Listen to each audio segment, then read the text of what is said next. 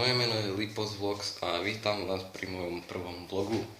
Už včera som nejaké to videjko natočil na YouTube s menom C1.6 Surf Killbook. Môžete ho ísť čeknúť. Tak.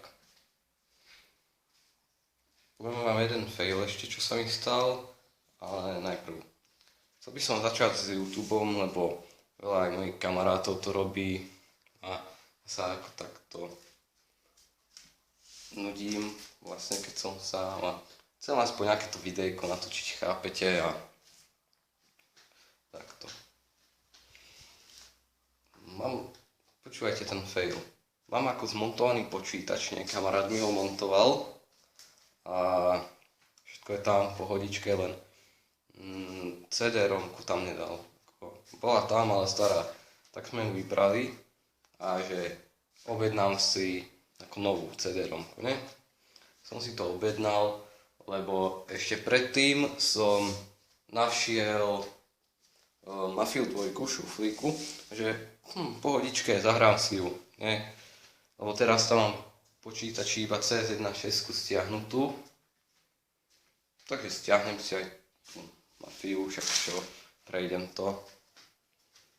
No lenže taký fail sa stal, že čo som mal ten starý počítač, tak ja som tú Mafiu 2 tam čkal, viete, ako inštaloval som ju tam.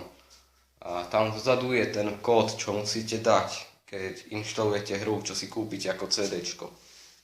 No tak ja si to tam píšem, nie, v pohodičke. A čo sa stalo, nestalo? Čo sa stalo, nestalo, tak